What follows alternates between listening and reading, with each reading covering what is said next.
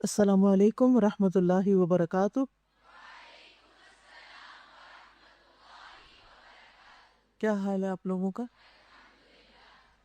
شفا کی دعائیں۔ بھلا وہ کون ہے جو بے قرار کی دعا قبول کرتا ہے جب وہ اس سے دعا کرتا ہے اور وہ تکلیف کو دور کر دیتا ہے؟ وہ کون ہے؟ الشافی، هو اللہ الشافی، اللہ سبحانہ و تعالی۔ یعنی جب انسان کو کوئی پریشانی لاحق ہوتی ہے، وہ کسی مرض میں مبتلا ہوتا ہے یا کسی مصیبت میں گرفتار ہو جاتا ہے یا کسی ظالم کے ہتھے چڑھ جاتا ہے، تو وہ خوب خوب پکارنے لگتا ہے، ایک ہستی کی طرف متوجہ ہوتا ہے۔ حتیٰ کہ مشرکین بھی جب سخت مشکل میں گرفتار ہوتے تو کیا کرتے؟ سب کو بھول کر صرف اللہ کی طرف متوجہ ہو جاتے، اس رب کی طرف جو فریاد رسی کرتا ہے، جو مصیبت کو دور کرتا ہے۔ اور مضطر کون ہوتا ہے؟ بے قرار کون ہوتا ہے؟ ابن عباس کہتے ہیں اس سے مراد سخت ضرورت والا، یعنی جس کو کسی بھی چیز کی سخت حاجت پیش آ گئی ہو۔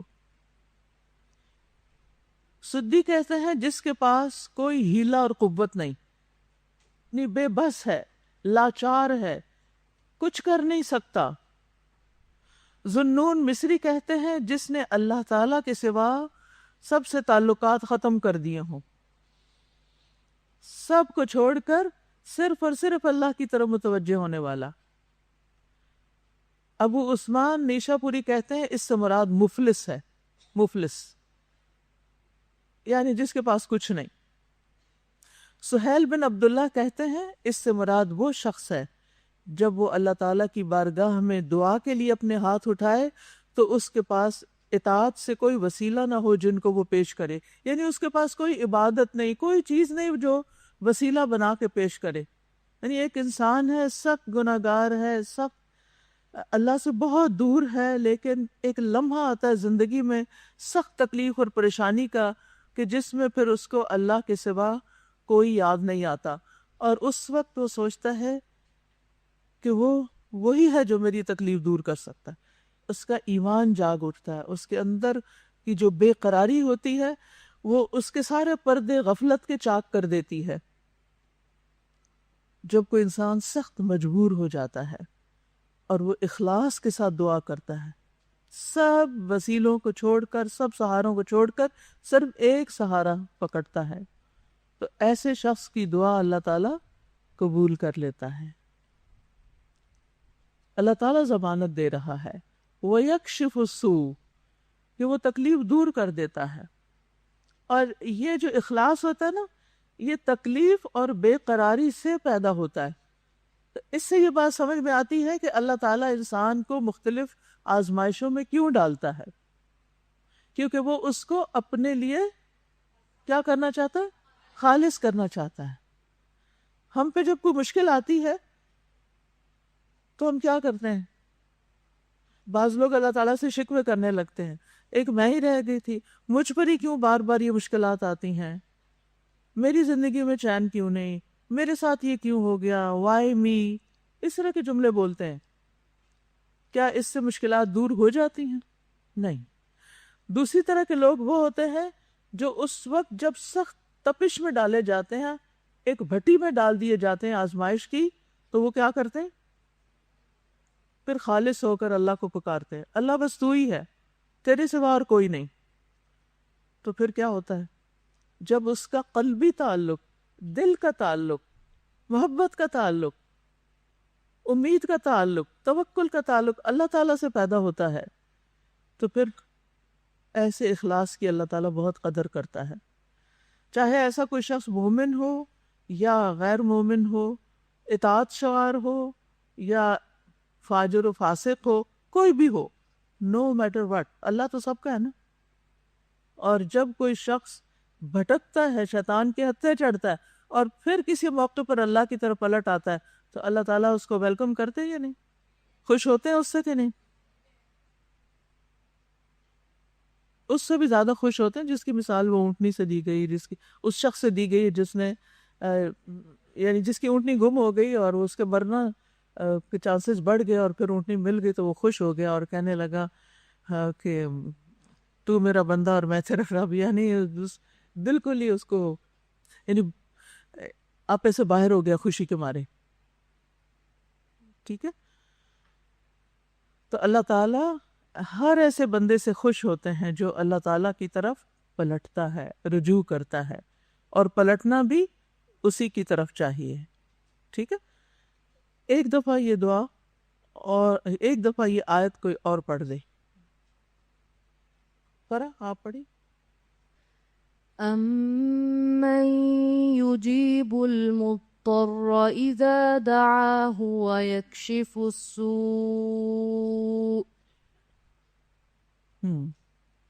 کیا ہمارے اوپر کبھی ایسی کوئی کیفیت گزری کہ ہم مضطر ہو گئے ہوں، بے قرار ہوں، بے چین ہوں، نہ کھڑے چین، نہ بیٹھے چین، نہ لیٹے چین، نہ کسی چیز میں دل نہ لگے، ڈپریشن کا دورہ پڑ جائے، یا درد اتنی شدید ہو کہ کچھ نہ سوجھے؟ کوئی وقت یاد کرے، یاد آیا کوئی؟ اور کچھ لوگوں کو تو ہر مہینے ایسی پین سے گزرنا پڑتا ہے کہ سخت تکلیف اور بے قراری ہو جاتی ہے، وامٹنگ شروع ہو جاتی ہے، لوٹ پوٹ ہو جاتے ہیں، سانس رکنے لگتا ہے، جان کے لالے پڑ جاتے ہیں. پھر کیا کرتے ہیں؟ کیا کرتے ہیں ہم؟ یہ ہے ہمارا امتحان. ٹھیک ہے. ہمیں اصل میں اس کتاب کے پڑھنے کا جو بنیادی مقصد ہے یا اس کو پیش کرنے کا، وہ یہ ہے کہ ہمارا دھیان سب سے ہٹ کر ادھر، دوائیوں سے ہٹ کر، ڈاکٹروں سے ہٹ کر، پیاروں سے ہٹ کر، سب سے ہٹ کر کس کی طرف ہو جائے؟ اللہ کی طرف. یا اللہ، یا ربی، اللہ کو پیارے پیارے ناموں سے، یا شافی، یا کافی، بس پکارتے رہیں اس کو. آپ میری رہنمائی کریں کہ میرا علاج کس چیز میں ہے، آپ ہی میری تکلیف دور کر دیں. آپ تو بغیر دوا کے بھی ٹھیک کر سکتے. کچھ ایسی جگہ بھی ہوتی ہے نا جہاں اپروپریٹ دوا ہوتی کوئی نہیں، ڈاکٹر بھی ہوتے ہیں، دوائیاں بھی، لیکن دوائی آؤٹ آف سٹاک ہے، دوا نہیں ہے، جان کے لالے پڑے ہوئے ہیں. تو یہ ہمارا ٹارگٹ نمبر 1، پہلا گول ہونا چاہیے کہ مخلوق سے بے نیازی اور ساری رغبت اللہ کی طرف، چھوٹی تکلیف بڑی تکلیف، ہر تکلیف میں. ٹھیک ہے. اچھا پھر بتائیے کہ اسی پیج پر نیچے کیا بنا ہوا ہے؟ یہ نیچے کیا چیز ہے؟ یہ جو ڈبیاں 3 بنی ہوئی ہیں،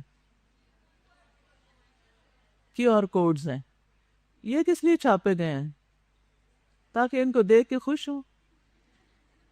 کیا کرنا ہے؟ اسکین کرنا ہے بس. اور کیا کرنا ہے؟ کروانا ہے. جو بھی بے قرار ہیں ان کو اسکین کروانا ہے تاکہ ان کو یہاں سے دعائیں ملتی رہیں. آپ جو کچھ پڑھ رہے ہیں اس کے نوٹس ملتے رہیں، جو سن رہے ہیں اس کے لنک ملتے رہیں، تاکہ آپ کیا کریں ان کو. وہ کیوں ملتے رہیں؟ پڑھنے کے لیے، اور پڑھ کر رکھ دینے کے لیے نہیں، عمل کرنے کے لیے، اور بس آگے فارورڈ کرنے کے لیے، اوروں کو بھی بتانے کے لیے. کبھی کوئی شخص آپ کے پاس آیا ہے جو تکلیف میں مبتلا ہو؟ آتے ہیں نا. ہر دوسرا بندہ کوئی نہ کوئی گلا شکوہ کر رہا ہوتا ہے، میرے ساتھ یہ ہو گیا، مجھے یہ ہو گیا، مجھے وہ ہو گیا. تو پھر آپ سوچتے ہیں اچھا میں اب کیا کروں، ادھر جاؤں. پھر اسے آپ کہیں اچھا ادھر آؤ میں تمہیں بتاتی ہوں. اس کے علاوہ ایک دعائیں ایپ ہے. ٹھیک ہے. آپ کس کس کے پاس دعائیں ایپ ہے؟ سب کے پاس نہیں. آپ لوگ نئے ہیں نا، اس لیے آپ لوگ اپنے پاس سب دعائیں ایپ ڈاؤن لوڈ کر لیں. یہ ساری دعائیں اور انشاءاللہ ان کے آڈیوز ہم اس پر اپلوڈ کر دیں گے، اس میں ڈال دیں گے. پھر جو بیمار ہو اس کو وہ ایپ ڈاؤن لوڈ کروا کے آپ نے کیا کرنا ہے، یعنی یہ کھولیں اور اس کو پڑھنا شروع کریں. مگر میں نہیں پڑھ سکتی، مجھے نہیں پڑھنا آتا. پھر آپ کیا کہیں گے اس کو؟ سن لیں. یس، آڈیو سن لیں، پاس رکھ کے. کچھ مریض ایسا تو واقعی یہ نہیں کو بہانہ کر رہے ہوتے، نہیں پڑھ سکتے، ان کو کہیں سن لیں. یہ آپ کے پاس ریڈی ریفرنس ہے دوسروں کی ہیلپ کرنے کے لیے، لوگوں کا عقیدہ ٹھیک کرنے کے لیے، لوگوں کو رب سے جوڑنے کے لیے، لوگوں کو مشکلات سے نکلنے کے لیے آپ نے مدد کرنی ہے. آپ میں سے ہر ایک دوسرے کی مدد کرے گا، اور جو دوسرے کی مدد کرتا ہے اس کے لیے کیا ہوتا ہے؟ اس کی مدد ہوتی ہے.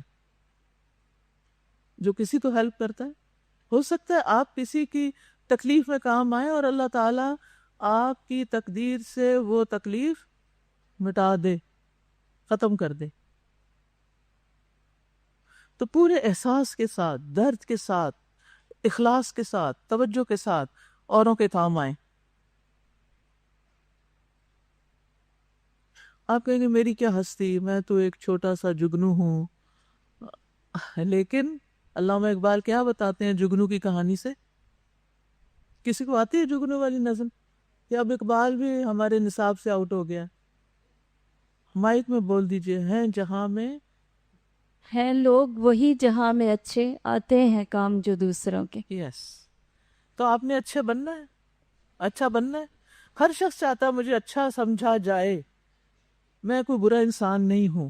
لیکن اچھا بننے کے لیے کچھ کرنا پڑتا ہے. مفت میں کوئی اچھا نہیں بن سکتا، لہٰذا آپ نے دوسروں کے کام آنا ہے. آپ ڈاکٹر نہیں بن سکتے. ہو سکتا ہے آپ میں سے کچھ کی وش ہو میں ڈاکٹر بنوں، اور وہ نہیں بن سکا، انہیں یہاں آنا پڑ گیا. ہم ڈاکٹر نہیں بن سکتے، لیکن ہم کیا کر سکتے ہیں؟ شفا کا ایک اور آلٹرنیٹ ذریعہ ان کو بتا سکتے ہیں کہ یہ بھی آپ کریں گے. وہ ڈاکٹر کے پاس ضرور جائیں، لوگوں کو ڈاکٹر سے نہیں روکنا آپ نے، لیکن ان کو یہ بتائیں کہ شفا اللہ کے ہاتھ میں ہے. ٹھیک ہے، چلیے اس کا مقدمہ دیکھتے ہیں. ہر انسان زندگی میں کسی نہ کسی بیماری سے دوچار ہوتا ہے، خواہ وہ جسمانی ہو، روحانی ہو، ذہنی ہو یا نفسیاتی. بیماری اللہ تعالیٰ کے اذن سے آتی ہے اور شفا بھی وہی دیتا ہے، جیسا کہ رسول اللہ صلی اللہ علیہ وسلم کا فرمان ہے، اللہ تعالیٰ نے کوئی بیماری ایسی نہیں اتاری جس کا علاج نہ اتارا ہو. مومن اسی یقین کے ساتھ اللہ تعالیٰ سے اچھا گمان رکھتے ہوئے اس کی طرف رجوع کرتا ہے. وہ بیماری کو برا بھلا کہنے کی بجائے صبر اور رضا کے ساتھ اس کے فضل اور رحمت کا طلبگار ہوتا ہے. وہ بیماری میں مایوس ہونے، طرح طرح کے وسوسوں سے بچنے کے لیے دعاؤں کو اپنا معمول بناتا ہے.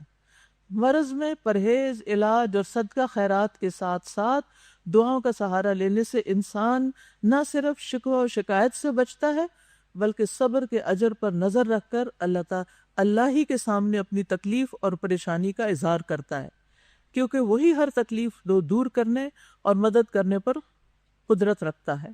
اسی مقصد کے پیش نظر شفا کی دعائیں کے نام سے یہ کتاب ترتیب دی گئی ہے، جس میں ہر طرح کے شر سے پناہ طلب کرنے اور خصوصاً نظر اور جادو کے اثرات کے علاج کے لیے مسنون دعاؤں کو بھی شامل کیا گیا. اللہ تعالیٰ سے دعا ہے کہ یہ کتاب مریض کا اللہ تعالیٰ سے تعلق مضبوط کرنے اور بیماری سے شفا کے صبر آزما مرحلے میں مدد فراہم کریں. آمین. ٹھیک ہے، یعنی یہ ہے اس کتاب کے لکھنے کا مقصد.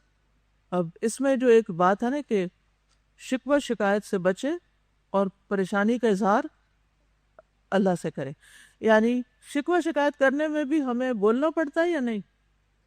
بولنا پڑتا ہے نا. تو وہی جو الفاظ ہیں نا ان کو تبدیل کر لیں کس سے؟ دعاؤں سے، اللہ سے بات کرنے سے. شکوہ شکایت جب کرتے ہیں تو کیا فائدہ ہوتا ہے؟ شیطان خوش ہوتا ہے، تو ٹھیک ہے نا. اور مایوسی پھیلتی وہ آپ کو سامنے والا کچھ اور بتا دیتا ہے. اللہ تعالیٰ خوش ہوتا ہے جب آپ بیماری کس کی طرف سے آتی؟ وہاں سے آتی. امتحان اللہ نے فرما دیا ہے کہ ضرور آزمائش کریں گے تمہاری. تو امتحان تو ہوتا ہے ہر ایک کا، تو کبھی بیماری کی شکل میں، اور بیماری کی بھی کسی شکل میں، مختلف شکلوں میں.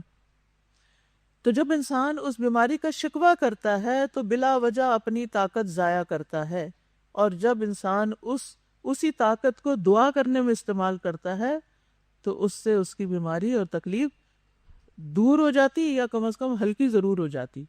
ٹھیک ہے. تو بات یہ ہے کہ دنیا جنت نہیں ہے، جنت کہیں اور ہے. دنیا کیا ہے؟ دارالامتحان ہے. تو جس طرح ایمان سے محروم انسان کو آزمائش میں مبتلا کیا جاتا ہے، اسی طرح صاحب ایمان کے لیے بھی آزمائش مقدر ہوتی. یعنی آزمائش صرف نان مسلم نان پریکٹسنگ کے لیے نہیں ہوتی، بلکہ کس کے لیے ہوتی ہے؟ مومن کے لیے بھی ہوتی ہے. سب سے زیادہ کس کو آزمایا گیا تھا؟ اللہ سبحانہ تعالیٰ جس سے محبت کرتا ہے اس کو آزما لیتا ہے، لیکن اس وقت ہمیں اللہ کی محبت بھول جاتی. تو بات یہ ہے کہ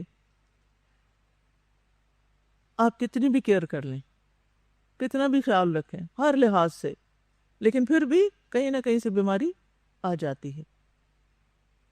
کبھی آپ کے کبھی جراثیموں کی وجہ سے، وائرسز کی وجہ سے، اور کبھی آپ کے اپنے ذہنی سوچ اور رویے کی وجہ سے، آپ کے ان ہیلدی لائف سٹائل کی وجہ سے. یعنی سبب کوئی بھی بن جاتا ہے لیکن آتی ہے. کیا انبیاء کرام بیمار ہوئے؟ نبی صلی اللہ علیہ وسلم پر کبھی کوئی بیماری آئی؟ جب آپ کی وفات ہوئی تو آپ تقریباً کتنے دن بیمار رہے تھے؟ کسی کو یاد ہے؟ کم 2 ہفتے، تقریباً 14 دن. یعنی ایک طویل بیماری تھی، اور پھر اس کے بعد آپ وفات پائے.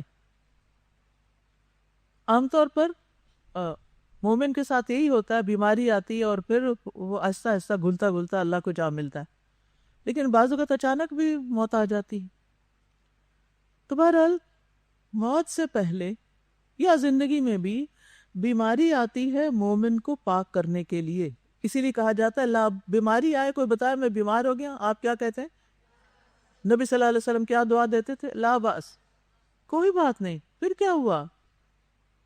طہورن انشاءاللہ، اچھی طرح پاک ہو جاؤ گے. طہور فعول کے وزن پر، صاف ستھرے ہو جاؤ گے انشاءاللہ اگر اللہ نے چاہا. تو بیماری کو کیا سمجھے؟ اپنے لیے خیر کا باعث سمجھے. ایک نعمت ہوتی ہے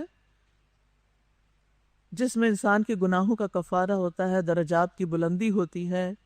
انسان نہ صرف یہ کہ اللہ کے ساتھ اپنا معاملہ درست کرتا ہے، بلکہ بندوں کے ساتھ بھی معاملہ درست کرنے لگتا ہے، کیونکہ کچھ بندے اس کی ٹیک کیئر کرنے لگتے ہیں. اس کے لیے اس کے دل میں سافٹ کارنر پیدا ہو جاتا ہے. ہسبینڈ وائف کے درمیان تعلقات میں بعض اوقات کھچاؤ ہو جاتا ہے. بیوی بیمار پڑتی ہے، ہسبینڈ کو فکر لگ جاتی ہے بچے کون سنبھالے گا. تو کیا کرتا ہے؟ وہی جو توجہ نہیں دے رہا تھا اب دوائی لا کے دے رہا ہے، ڈاکٹر کے پاس لے جا رہا ہے، وغیرہ وغیرہ ہو جاتا ہے. اب بیوی کو بھی ہوتا ہے میرا شوہر تو بہت ہی اچھا، میں ایسے ہی اس سے بدگمان رہتی تھی، یہ مجھے بہت کیئر کرتا ہے. تو آئی تکلیف لیکن اس سے نکلی خیر. اسی طرح بیوی شوہر سے ناراض رہتی ہے، یہ کچھ نہیں کرتا، یہ ایسا ویسا. پھر جب دیکھتی ہے کہ وہ بیمار ہو گیا تو پھر، کیونکہ اللہ نے اس رشتے میں مودت اور رحمت رکھی ہے. اگر مودت نہ بھی ہونا تو رحمت ہوتی ہے، الا یہ کہ کسی کی فطرتی مسک ہو گئی ہو، جن کے دل ہی سٹون بن گئے تو پھر ان کو تو کچھ ان کا علاج نہیں. لیکن عام لوگ جو چھوٹی موٹی مس انڈرسٹینڈنگ کا شکار رہتے ہیں وہ ختم ہو جاتی ہے اور تعلقات بہتر ہو جاتے ہیں. تو بیماری کے ذریعے اللہ تعالیٰ سے تعلق بھی بہتر ہوتا ہے اور بندوں سے بھی تعلق بہتر ہوتا ہے. لہٰذا ایسی تکلیف میں انسان مایوسی اور دکھ کا شکار نہ ہو کہ ایسا کیوں ہو گیا. اپنے خیالات کو مثبت رکھیں اور پھر یاد رکھیں کہ شفا اللہ کے ہاتھ میں ہے. جی، مریض کے لیے خوشخبری، پیج 5 دیکھیے. ابو ہریرہ رضی اللہ عنہ سے روایت ہے کہ رسول اللہ صلی اللہ علیہ وسلم نے فرمایا، مسلمان کو جو بھی مصیبت، بیماری، رنج و غم، تکلیف اور پریشانی آتی ہے، یہاں تک کہ اگر اسے کانٹا بھی چبھتا ہے تو اللہ اس کے بدلے اس کے گناہ دور کر دیتا ہے. یہ صحیح بخاری کی روایت ہے. تو اس سے کیا پتہ چلا کہ بیماریاں گناہوں کا کفارہ ہیں. کانٹا بھی چبھتا ہے تو اس کے بدلے گناہ دور ہو جاتے ہیں. اسی طرح صحیح مسلم کی روایت ہے نیکسٹ، جابر بن عبداللہ رضی اللہ عنہما سے روایت ہے، یہ دونوں باپ بیٹا صحابی ہیں، کہ رسول اللہ صلی اللہ علیہ وسلم نے فرمایا، بخار کو برا نہ کہو، بخار کو برا نہ کہو، کیونکہ بخار بنی آدم کے گناہوں کو اس طرح دور کرتا ہے جس طرح بھٹی لوہے کے میل کچیل کو دور کر دیتی ہے. ٹھیک ہے؟ تو بیماریاں جسمانی ہو یا دل سے متعلق ہو، جس کو بھی لگیں، وہ اس کے لیے کیا ہے؟ گناہوں کا کفارہ. یعنی اس کے گناہ مٹنے لگتے ہیں یا ان کے اثرات دور ہوتے ہیں. دونوں معنی، گناہ بھی چلے جاتے ہیں اور گناہوں کے جو اثرات زندگی میں ہو رہے ہوتے ہیں وہ بھی ختم ہوتے ہیں. وہ کیسے؟ کوئی بتائے گا آپ میں سے؟ گناہوں کے اثرات، اچھا پہلے تو یہ بتائیں گناہوں کے اثرات کیا ہوتے ہیں؟ دوائے شافی کسی نے پڑھی ہے؟ اچھا پڑھی ہے. چند ایک ہاتھ کھڑے. اگر آپ کے پاس یہ کتاب ہے تو اس میں آپ گناہوں کے اثرات، گناہوں کے نتائج، یہ والے چیپٹر ذرا پڑھیں ایک کے بعد ایک، کہ نقصان کیا کیا ہے، گناہ کے نقصان کیا کیا. اگر واقعی انسان کو نظر آنے لگے نا، اور اگر انسان کو اتنی عقل آ جائے کہ گناہ کے نتیجے میں کیا چیز سامنے آتی ہے اور اس کی زندگی میں کیا مصیبتیں آئی ہوئی ہیں، تو توبہ کر لے، سچی توبہ کہ میں یہ گوارا نہیں کرتا کہ میری زندگی میں یہ مصیبتیں آئیں. اب بیماری آ گئی، بندہ اللہ کی طرف راغب ہو گیا، اللہ کو پکارنے لگا، دعائیں مانگنے لگا، استغفار کرنے لگا. اب نتیجہ کیا ہوگا؟ مجھے دیکھیے، سب مجھے دیکھے. نیند آ رہی ہے تو سیدھے بیٹھ جائیں، کیونکہ یہ باتیں روز روز سے نہیں آپ کو سنائی جائیں گی نا. اپنے وقت کو صحیح استعمال کریں. کیا کہہ رہی تھی میں؟ اگر گناہوں کے اثرات یا ان کے نتائج یا ان کے نقصان ہمیں نظر آنے لگے، اپنی زندگی میں سمجھ آنے لگے کہ یہ میرے ساتھ جو ہوا ہے نا، یہ جو میرے پاؤں میں موچ آئی ہے نا، یہ میری فلاں منہ سے نکلی ہوئی بات کا نتیجہ ہے. ہمیں پتہ نہیں ہوتا، یہ تو اللہ ہی بہتر جانتا ہے، ہم خود سے کہہ بھی نہیں سکتے. لیکن آپ دیکھیے کہ کچھ لوگوں کو اللہ سبحانہ وتعالیٰ سجا دیتا ہے، یہ فلاں کام کیا تھا نا، اس کے نتیجے پہلا خیال جو آتا ہے نا، کہیں چوٹ لگتی ہے، او میں نے وہ کیا تھا نا، اندر ہی اندر بات چل رہی ہوتی ہے، تو فوراً پھر سچے دل سے توبہ کرنے کا خیال آتا ہے. وہ توبہ کیا کرتی ہے؟ گناہوں کو بھی مٹاتی ہے اور اس کے جو نقصان ہے ان سے بھی آئندہ کے لیے بچاتی ہے. تو پھر اسی طرح آپ دیکھیں کہ انسان گناہوں کی وجہ سے سزا کا مستحق ہوتا ہے تو وہ اس سزا سے نکل آتا ہے. حسن بصری کہتے ہیں، خبردار اللہ کی قسم، بیماریوں اور تکالیف کے دن مسلمان کے برے دن نہیں ہیں. یاد رہے گا، بیماریوں اور تکلیفوں کے دن مسلمان کے لیے برے دن نہیں ہیں.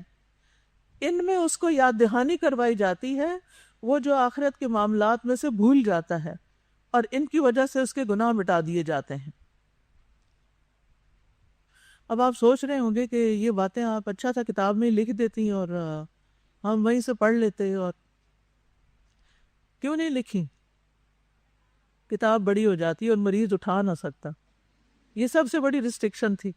دل تو بہت کچھ چاہتا تھا بھر دوں اس کو، لیکن میں نے کہا نہیں، دعاؤں پر ہی رہتے ہیں تاکہ لوگ کھولیں اور دعا شروع کر دیں. لیکن آپ سیکھ رہے ہیں نا، آپ نے دوسروں کو سکھانا ہے اب جا کے. تو کیا فائدہ ہوتا ہے؟ انسان کو اپنی موت یاد، اچھا بیماری ہوتی ہے نا، چھوٹی سی بھی بیماری ہوتی ہے، سب سے پہلے کیا یاد آئے گا؟ موت یاد آتی. بخار چڑھ گیا، پتہ نہیں اترے گا کہ نہیں، کہیں میں مر ہی نہ جاؤں اس میں. اب جو ہی موت کا خیال آتا ہے تو اگلا خیال کیا آتا ہے؟ استغفار، دعائیں، اللہ کی طرف رجوع. اچھا وہ میں نے کئی دن سے صدقہ نہیں کیا تھا، صدقہ کرو. اچھا وہ میں نے فلاں کو تکلیف دی تھی، اس سے معافی مانگ لو. ابھی تو میں نے حج بھی نہیں کیا، اس سال تو بس اب میں حج کر لوں گا. اور میرے تو قضا روزے بھی رمضان کے بھی رہتے ہیں، میں ذرا وہ بھی، میں نے تو کچھ نمازیں بھی چھوڑی ہوئی ہیں. اب یہ ساری آندھی چلنے لگتی ہے اندر ہی اندر، جو ویسے تو کسی صورت آپ کو یاد نہیں آنی تھی، کیونکہ آپ کی زندگی اتنی مصروف ہے کہ آپ کو اپنی موت یاد نہیں رہتی، آخرت یاد نہیں رہتی. لہذا اللہ تعالیٰ آپ کو بریک لگاتے ہیں، رکو یہاں، ذرا پڑو بیمار اور لیٹو بستر پہ، چلو ہسپتال، اور وہاں جا کے سوچو زندگی میں کیا نہیں کیا اور کیا کرنا چاہیے، پھر انسان ہوش میں آ جاتا ہے. تو بیماری کیا ہو گئی ہمارے لیے؟ خیر کا باعث ہو گئی. سمجھ آ گئی کہ نہیں؟ یہ کانسیپٹ سمجھنا ضروری ہے کہ اللہ کی، ہم نے یہ تو کہا نا کہ بیماری اللہ کی طرف سے آتی، تو کیا نعوذ باللہ اللہ تعالیٰ ظالم ہے جو بیمار کر دیتے؟ نہیں، وہ ہمیں سبق سکھانا چاہتے ہیں جو ہم کتابوں سے نہیں سیکھ رہے، پھر وہ بیمار ہو کے سیکھتے ہیں. تو مسلمان کے لیے تکلیف کا آنا بھی ایک نعمت ہے.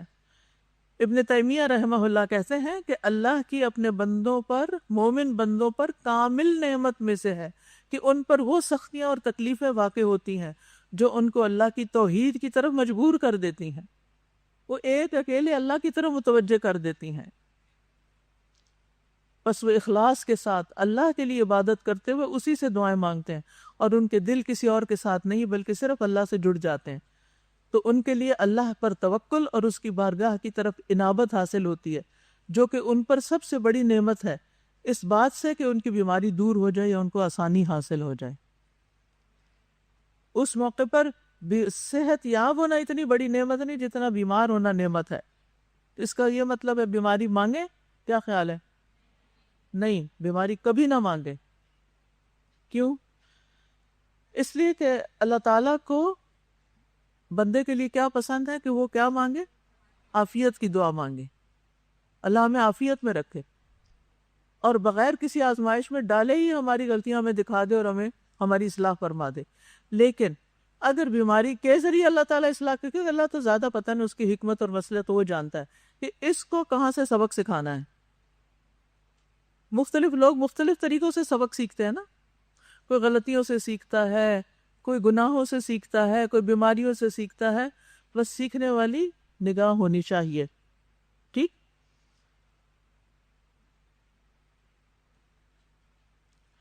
ابن قیم کہتے ہیں بہت سی تکالیف صحت اور تندرستی کے اسباب ہوتے ہیں. اگر وہ تکلیفیں نہ ہوں تو صحت کے اسباب کھو جائیں، اور یہ جسموں کی بڑی بیماریوں کا حال ہے. بس اس بخار میں جسموں کے وہ فوائد ہیں جو ان کو اللہ کے سوا کوئی نہیں جانتا. اور ان بیماریوں سے فضلات یعنی ٹاکسنز پگھلا دیے جاتے ہیں، خام مواد کو پکا دیا جاتا ہے، نکال دیا جاتا ہے. یعنی جو فالتو چیزیں، چربیاں وغیرہ چڑھی ہوتی ہیں نا جسم پر، یعنی جس کی ضرورت نہیں ہوتی ہمیں، وہ بھی پتلے بھی ہو جاتے ہیں پھر ہم. اور یہ کام کسی دوائی سے نہیں ہو سکتا. اور بہت سی بیماریاں ایسی ہوتی ہیں کہ جب اس آدمی کو بخار لاحق ہو جاتا ہے تو ڈاکٹر اس بخار پر خوش ہوتا ہے کہ چلو اب یہ صحت کی طرف جائے گا. تو بہرحال عقل مند ہی ان باتوں سے فائدہ اٹھاتے ہیں، عبرت حاصل کرتے ہیں، نصیحت حاصل کرتے ہیں، اور آئندہ مستقبل میں ان چیزوں سے بچنے کی کوشش کرتے ہیں جو سبب بنی اس مصیبت کے لانے کا. اچھا، ایک اور خوشخبری یہ ہے مومن کے لیے کہ جب وہ بیمار ہوتا ہے اور اس کے وہ اعمال یومیہ رک جاتے ہیں، نہیں کر پاتا، تو پھر کیا ہوتا ہے؟ سب لکھ دیے جاتے ہیں.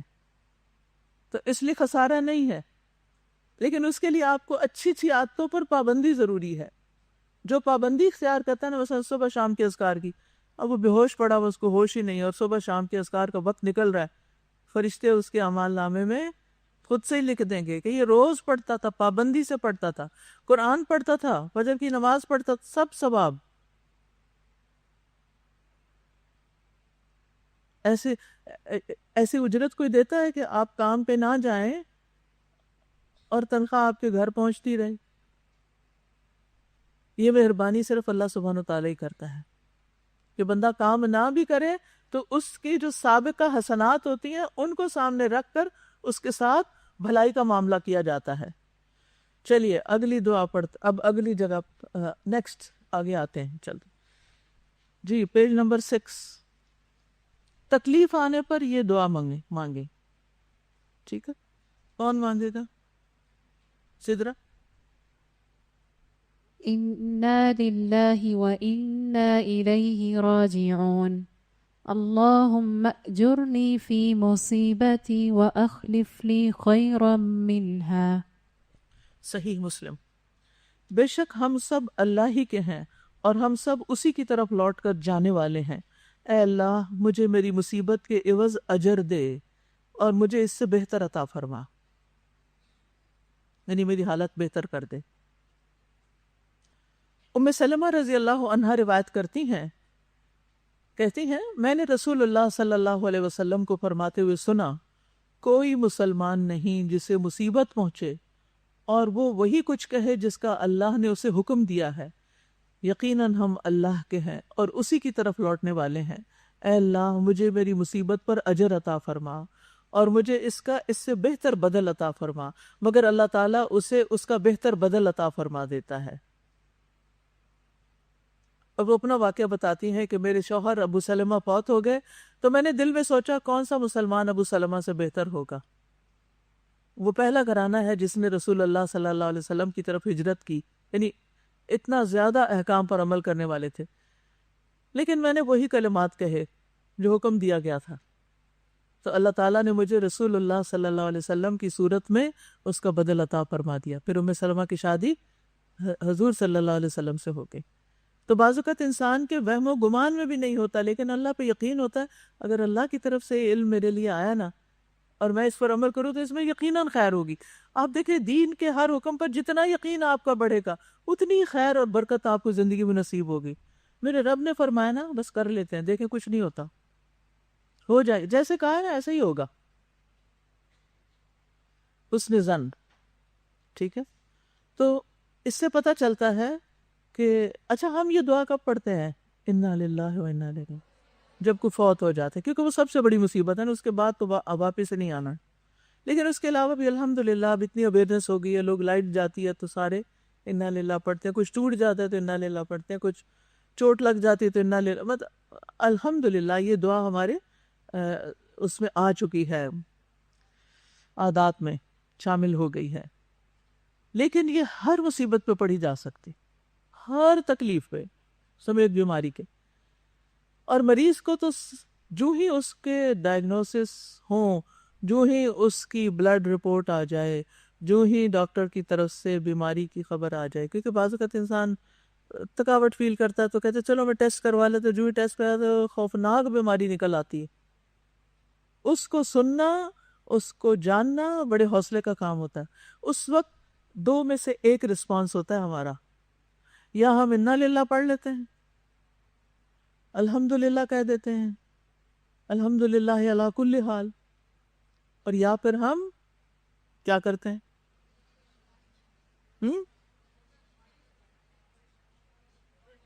سخت پریشان ہو کے اس کو فون، اس کو فون، یہ ہو گیا میرے ساتھ اور اب پتہ نہیں کیا ہوگا، اب تو میں سروائیو ہی نہیں، خاص طور پر جو بڑی ڈینجرس بیماریاں ہیں۔ آپ کے عزیزوں میں سے کسی کو کینسر ہونے کی خبر ملی؟ کیا ری ایکشن تھا ان کا، کچھ یاد ہے؟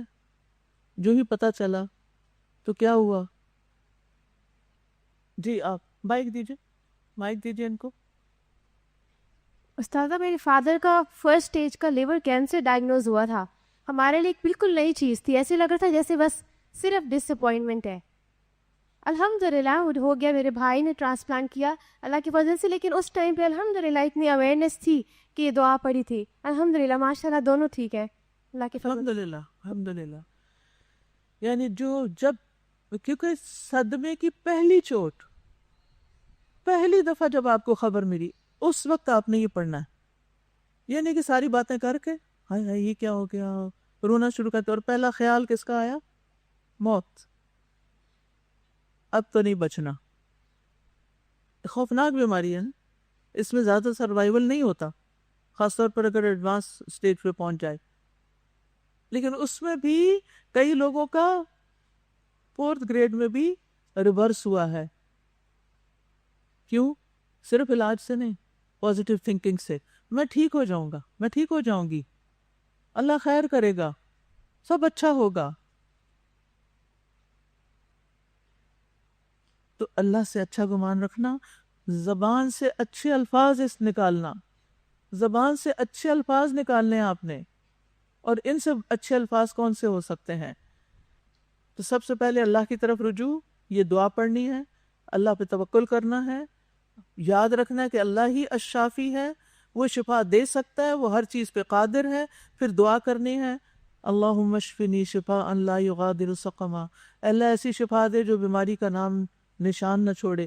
اور ابراہیم علیہ السلام والی بات وَإِذَا مَرِضْتُ فَهُوَ يَشْفِينِ، صبر اور حوصلے سے کام لینا ہے، مایوس نہیں ہونا، مایوسی گناہ ہے.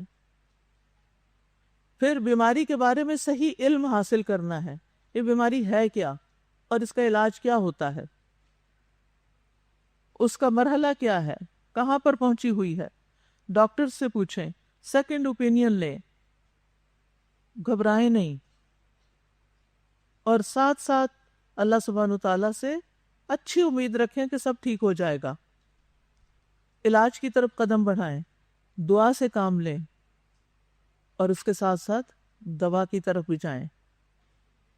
اور اگر دوا افورڈ نہیں کر سکتے، کچھ لوگ آپ کو پتہ نہیں کہ کئی لاکھ کے ایک انجیکشن ہوتے ہیں، بعض اوقات نہیں افورڈ کر سکتے. غریب لوگ جن کو کھانے کا نہیں ملتا، آپ کا کیا خیال ہے ایسے مہنگے علاج کروا سکتے؟ لیکن اللہ تو رب ہے نا سب کا.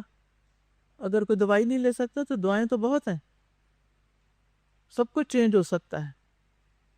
لہذا مثبت رویہ اختیار کریں، روزانہ شکر گزاری کی مشق کریں، زندگی کی نعمتوں کو یاد کریں، ان کو محسوس کریں کہ اللہ نے اتنا کچھ دیا بھی تو ہے، میں نے اتنا انجوائے کر لی، اتنی لائف. اگر جسٹ ان کیس میری قسمت میں آدھے ہی جانا لکھا ہے تو کوئی بات نہیں، میں نے زندگی میں بہت کچھ کر لیا ہے. کئی لوگ ہیں جو پیدا ہوتے ہی فوت ہو جاتے، کچھ ماں کے پیٹ میں فوت ہو جاتے ہیں، کچھ بچپن میں فوت ہو جاتے، کوئی اہل جوانی میں فوت ہو جاتے ہیں. اللہ نے مجھے اتنی عمر دی ہے تو مجھے اس پر شکر ادا کرنا ہے، مجھے اللہ سے کوئی گلہ شکوہ نہیں. نعمتوں کو گننا شروع کر دیں، میرے پاس یہ بھی ہے، یہ بھی ہے، یہ بھی ہے. اور اس بیماری کو ایک چیلنج کے طور پہ قبول کریں کہ میں نے اس سے نکلنا ہے انشاءاللہ. پھر اسی طرح یہ ہے کہ اپنے پیاروں کے ساتھ اپنی بیماری آپ شیئر کر کے ان کو ساتھ لے سکتے ہیں تاکہ آپ کے علاج میں آپ کے مددگار ہوں. اس سے انسان کو کافی سپورٹ ہوتی ہے. وَتَوَاصَوْا بِالْحَقِّ وَتَوَاصَوْا بِالصَّبْرِ کرنے کے لیے کوئی اور بھی ہونا چاہیے. انسان بعض اوقات اکیلا اپنی سوچوں میں غلطاں ہمت ہار دیتا ہے. لیکن کس سے بچنا ہے؟ نیگیٹو رسپانس سے، کیونکہ اس سے انسان کے اندر مایوسی آتی ہے، غصہ آتا ہے، بیزاری آتی ہے، تعلقات خراب ہوتے ہیں، اور پھر انسان بعض اوقات دوائی سے لاپرواہی برتتا ہے. ٹھیک تو ہونا کوئی نہیں، میں کیوں اس پروسیس سے گزروں، خود کو الگ کر لیتا ہے یا دوسروں پہ بوجھ سمجھتا ہے. یہ سارے نیگیٹو رویے ہوتے ہیں، نیگیٹو بیہیویئرز ہوتے ہیں. اس سے آپ نے بچنا ہے. ٹھیک ہے؟ اور کیا پڑھنا ہے؟ انا للہ. اچھا یہ آپ دیکھیے، انا للہ، بندہ کیا کر رہا ہے اس میں؟ اپنے آپ کو اللہ کے سپرد کرتا ہے کہ میرا مالک وہ ہے، میں اس کو مانتا ہوں کہ اللہ ہی کے پاس سے میں آیا ہوں، وہی میرا خالق مالک ہے، وہ ہم اسی کی ملکیت ہیں،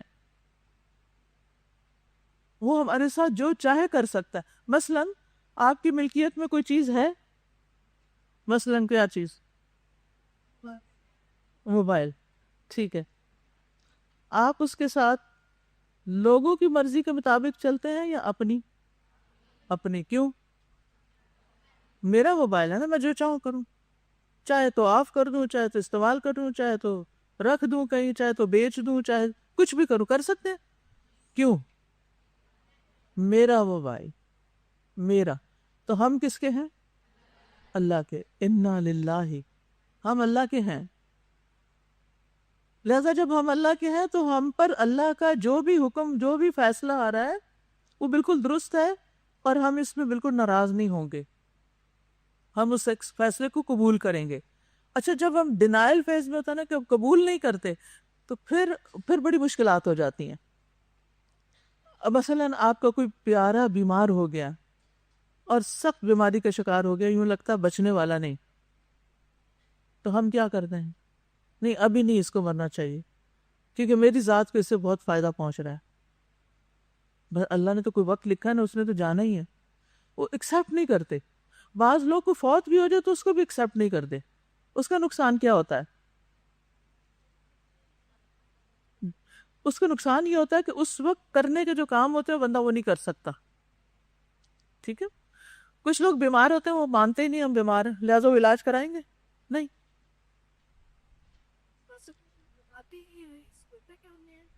جی ہاں یہ بھی ایک مسئلہ ہے, اس کو بھی ڈیل کر انشاءاللہ میرا ارادہ ہے اس کو بھی ڈیل کرنے کا کہ مریض کو بتانا ہے یا نہیں بتانا.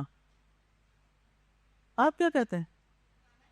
بتائیں تاکہ توبہ کرے, تاکہ وہ اپنی اصلاح کرے, اپنا علاج کرے. ایک بندہ دنیا سے جا رہا ہے آپ اس کو بتا ہی نہیں رہے کہ تم جا رہے ہو, ڈاکٹر نے تمہیں اتنے دن دیے ہیں, زندگی تو اللہ کے ہاتھ میں, لیکن اکثر ان کے اندازے ہوتے ہیں نا کہ یہ شٹ ڈاؤن ہو رہا ہے اب اس کے باڈی میں تو یہ اتنے دن میں چلا جائے گا, تو وہ اتنے دنوں میں کچھ کر لے, اللہ کی طرف رجوع کر لے. تو بہرحال اس طرح جب ہم کہتے ہیں نا انا للہ, اور پھر اس کے بعد کہتے ہیں وہ انا الیہ راجعون, ہم ایکسیپٹ کر لیتے ہیں ہم اس کی طرف واپس جانے والے ہیں, تو یہ اللہ کا فیصلہ ہے اور میں اس فیصلے کو مانتی ہوں. اب دیکھیں ہم سب پہ موت آنی ہے نا, ہمیں نہیں پتا کس شکل میں آئے گی. اللہ خیر کا ہی وقت لائے ہم سب کے لیے, کیونکہ یہ ایک حقیقت ہے جس سے کوئی انکار ہی نہیں کر سکتا. بعض لوگ تو اس کا ذکر کرنا ہی پسند نہیں کرتے, لیکن انسان کو ریئلسٹک اپروچ اپنانی چاہیے. جو فیکٹس ہیں نا لائف کے چیلنجز ہیں ان کو ایکسیپٹ کرنا چاہیے. اچھا جانا ہے, اب کسی ایسی بیماری میں مبتلا ہو گئے ہیں کہ جو لے جانے کے لیے آئی ہے آپ کو, اور لے جانے سے پہلے پاک کرنے کے لیے آئی ہے, تو اس وقت کیا کہیں؟ انا الیہ راجعون انا للہ و انا الیہ راجعون. اس سے پہلے کہ لوگ ہماری موت پر انا للہ پڑھیں, ہم خود ہی پڑھ کے رکھ لیں. پڑھ کے رکھنے کے الفاظ میں نے اس لیے استعمال کی کہ بعض لوگ کہتے ہیں اپنے لیے کلمہ پڑھ کے رکھ لو. رکھنے والی چیز نہیں ہے, وہ ساتھ چلنے والی ہے. ٹھیک ہے, آخری دم تک پڑھنا ہے. اچھا ہمارے پاس جو کچھ ہے نا یہ کیا ہے؟ یہ سب کچھ جو ہمیں ملا ہوا ہے یہ کیا ہے؟ امانت. ہم کیا سمجھتے ہیں یہ تو ہمارا ہے. تو جب ہم امانت سمجھیں گے, ہماری جان بھی امانت ہے, ہمارا جسم بھی امانت ہے, ہم نے واپس دینا ہے, تو پھر واپس دینا آسان ہو جائے گا. یاد ہے وہ قصہ ام سلیم کا, جب ان کا بیٹا فوت ہو گیا تو انہوں نے کیا کیا؟ اپنے ہسبینڈ کو بتایا ہی نہیں, کیونکہ وہ سفر سے واپس آئے تھے. کھلایا پلایا, ان کے ساتھ رات گزاری. صبح اٹھ کے ان کو کہا کہ اچھا مجھے آپ یہ بتائیں, بتانے کا طریقہ کتنا خوبصورت ہے. اچھا یہ بتائیں کہ اگر کوئی شخص آپ کے پاس امانت رکھ جائے اور پھر واپس لینے کے لیے آئے تو کیا آپ اس کو خوشی سے دیں گے یا ناراض ہوں گے؟ ان کو خوشی سے دیں گے, وہ مالک ہے, اس نے ہمارے پاس چند دن کے لیے رکھی تھے, وہ واپس کہا آپ کا بیٹا بھی اللہ نے آپ کو امانت دی تھی, وہ واپس لے لیا اس نے. کتنی عقل مند خاتون تھی. مجھے تو ان کی ایموشنل انٹیلیجنس, جو آپ آج اتنا بڑا سبجیکٹ بن چکا ہے اور اس پر پتہ نہیں ہزاروں کی فیس دے کے لوگ سیکھتے ہیں کہ کس طرح بہیو کرنا ہے, ہم نے کس سچویشن میں کیا کرنا ہے. ان صحابہ اور صحابیات کو یہ کس نے سکھا دیا تھا؟ یہ عقل کس نے دی تھی؟ یہ حکمت کس نے عطا کی تھی کہ یعنی ماں تو بچے کی ذرا سی تکلیف نہیں دے سکتی. وہ بچہ ماں کے ہاتھوں میں, ماں کی گود میں دم توڑ گیا ہے, اس نے سارا ٹراما دیکھا ہے, اتنی کمپوزڈ کہ اس نے شو ہی نہیں کیا. باپ واپس آیا, پوچھتا کیا حال ہے, پہلے سے اچھا ہے. کیا وہ سخت دل مائیں تھیں یا عقل مند مائیں تھیں؟ اور اگر وہ چیخنا شروع کر دی, شوہر نے دروازہ کھولا اور وہ حال دعائی, سارا چیخ پکار, اور نہ کھانا پکا ہوا اور نہ ہی گھر میں ایک فساد کریٹ کر دیا. اور اگر شوہر نے ساتھ نہیں دیا تو اس کے پیچھے پڑ گیا کہ تمہیں تو دکھ درد ہے ہی نہیں, تم تو خوش ہو گئے کہ ہاں اچھا چلا گیا. ہم ساتھ ہی تانے بھی دینے لگتے ہیں.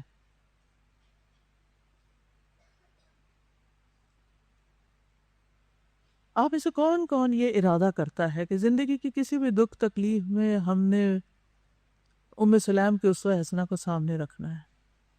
انشاءاللہ دل میں آپ نیت پکی کریں گے نا تو انشاءاللہ زندگی میں کچھ بھی مرحلے ہو سکتے ہیں. ضروری نہیں وہ بیٹا, وہ باپ بھی ہو سکتا ہے, وہ دادا بھی ہو سکتا ہے, وہ کوئی پیارا انسان ہو سکتا ہے, وہ کوئی بھی ہو سکتا ہے.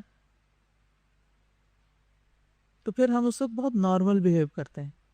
ہمیں دکھ ہوتا ہے، ہماری آنکھیں آنسو بہاتی ہیں، ہماری روح بے چین ہوتی ہے، لیکن ہم زبان سے ایک لفظ نہیں نکالیں جو اللہ کو ناراض کرنے والا ہو. بالکل جذباتیت اختیار نہ کریں. اللہ کی رضا پر سر تسلیم خم. اللہ نے تو پہلے ہی بتا دیا تھا. اور آپ دیکھیے الذی خلق الموت والحیات لیبلوکم ایکم احسن عملا. اب ہم اس میں سے نا، اس آیت میں سے صرف زندگی کے ٹیسٹ کو لیتے رہتے ہیں، اس میں لمبا لیکچر دیتے ہیں، لیکن جب کسی کی زندگی میں موت کا ٹیسٹ آتا ہے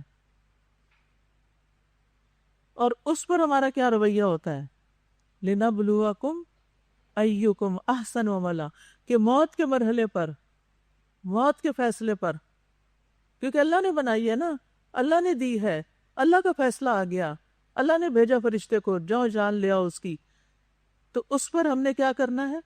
تسلیم و رضا. اللہ میں راضی، انا للہ و انا الیہ راجعون. یہ چلا گیا ہے، مجھے بھی جانا ہے.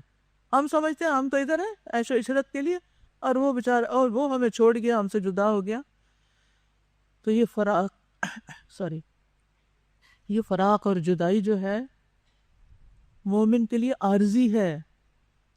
عارضی ہے نا، چند دن کی تو بات ہے، پھر دوبارہ جہاں ملیں گے. لہٰذا اگر وہ اچھے تھے تو ہمیں بھی اچھے عمل کرنا چاہیے تاکہ عرش کے سائے تلے جا کے ملاقات ہو جائے.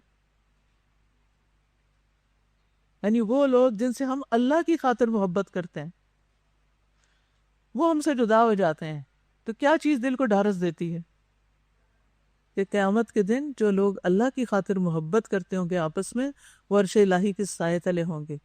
لہٰذا اتنی اچھی جگہ ملے گی ملاقات کی، غم کس بات کا؟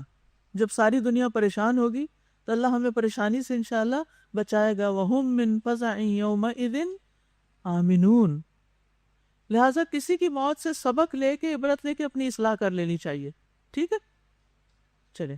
تو ہوتا یہ ہے کہ جب ہم یہ سمجھتے ہیں سب کچھ ادھار ہے ہمارے پاس، امانت ہے، تو پھر ہمارے لیے تکلیف سہنی آسان ہو جاتی ہے، اور جو اس دعا کے مطلب کو سمجھ کے پڑھتا ہے نا، اس کے لیے مشکل بہت ہلکی ہو جاتی ہے. عموماً لوگ تکلیف کے وقت ایمان کھو دیتے ہیں، ایمان کھو دیتے ہیں، ان کا اللہ تعالیٰ سے ٹرسٹ ختم ہو جاتا ہے، حسن ظن نہیں رکھتے. لیکن مومن کا رویہ فرق ہوتا ہے. ما اصاب من مصیبت الا باذن اللہ، سورۃ التغابن آیت 11. جی، سورۃ التغابن آیت 11 ترجمہ ہے اس کا، جو مصیبت بھی آتی ہے وہ اللہ کے اذن سے ہی آتی ہے، اور جو شخص اللہ پر ایمان لائے اس وقت اپنا ایمان نہ کھوئے تو اللہ اس کے دل کو ہدایت بخشتا ہے، اور اللہ ہر چیز کو جاننے والا ہے. ما أصاب من مصيبة إلا بإذن الله ومن يؤمن بالله يهد قلبه والله بكل شيء عليم. اللہ کو سب پتہ چل جاتا ہے کون کیا سوچ رہا ہے. لہذا کسی بھی تکلیف پر نا اپنا محاسبہ شروع کر دیں، میں کس طرح ریئیکٹ کر رہی ہوں، کیا سوچ رہی ہوں، کس کیفیت کا شکار ہوں، کیا میرے دل کو ہدایت مل رہی ہے، کیا میں راضی. ہدایت ملنے کا مطلب ہے میں راضی ہوں، اور وہ سمجھتا ہے یہ اللہ کی طرف سے، یہ اللہ کا فیصلہ ہے. ایسا شخص پرسکون ہوگا یا نہیں؟ آپ کچھ لوگوں کو دیکھتے ہیں نا، بڑی سے بڑی مصیبت کے وقت پرسکون ہوتے ہیں تو لوگ ان کو حیرانی سے دیکھتے ہیں، کہتے ہیں ان کو کچھ ہو نہیں رہا، یہ پریشان کیوں نہیں دکھائی دیتے، یہ اتنے سکون میں کیسے ہیں، ان کو نہیں خبر ہوئی اس مسئلے کی. کوئی سب ہے، اللہ کے حوالے کر دیا نا. ٹھیک ہے، کچھ چیزیں ہماری تقدیر کا حصہ ہیں اور وہ ہمیں پہنچ کے رہنی ہے. لہذا کیا کرنا چاہیے؟ جو تکلیف پہنچے اس پر صبر.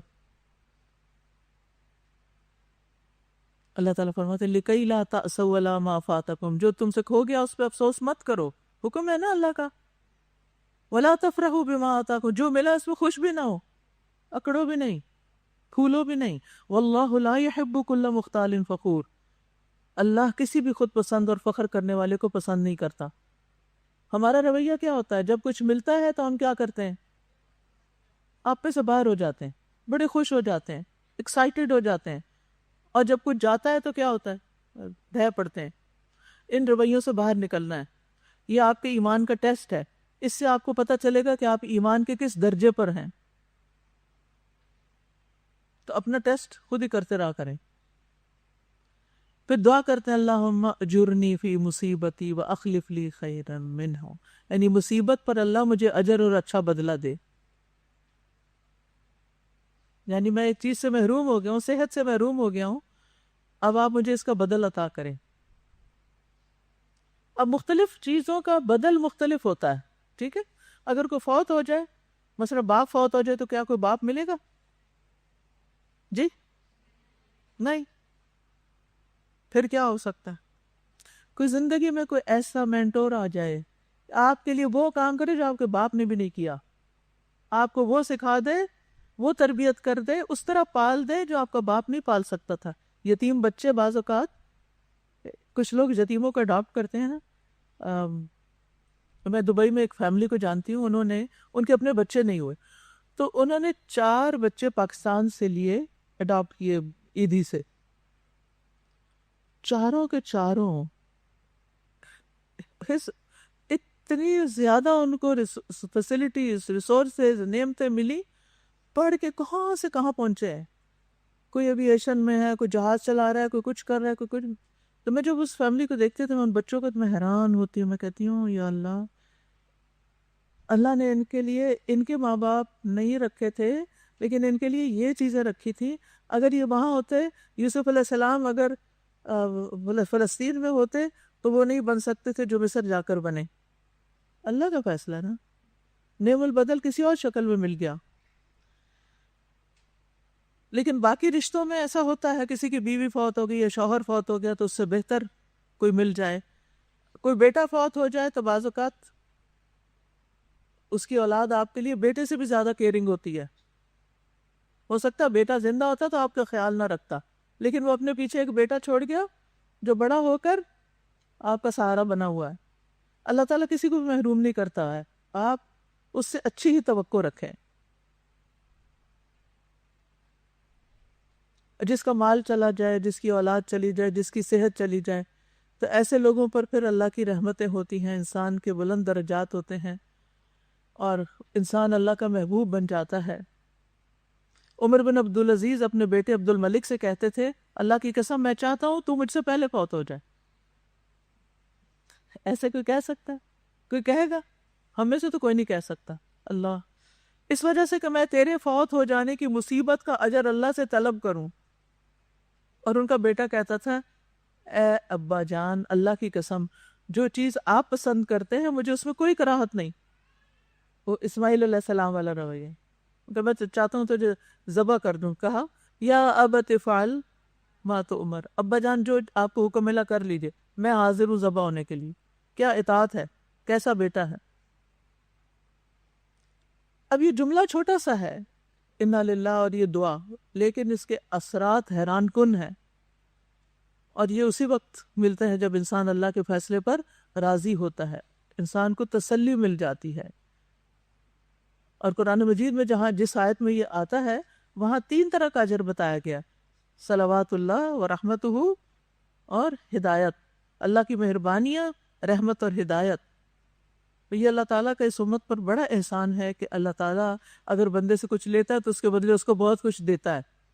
ہمیں جب لیتا ہے تو ہم سمجھتے اچھی نہیں گیا، چلا گیا سب کچھ، لیکن وہ بھول جاتے کہ اس کے بدلے میں کیا کچھ ملا.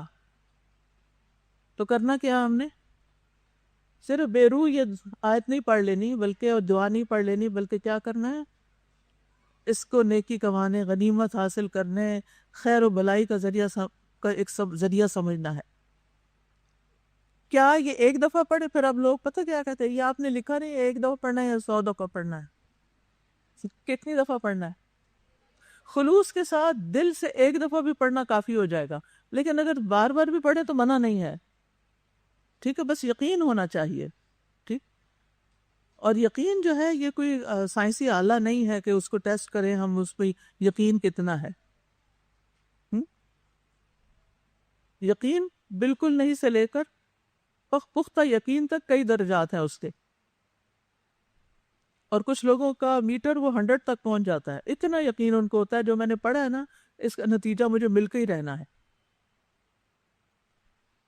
اب سوال یہ پیدا ہوتا ہے کیا اس دعا کو پڑھنا مصیبت پہنچتے ہی فائدہ دے گا یا جب یاد آئے پڑھ لے؟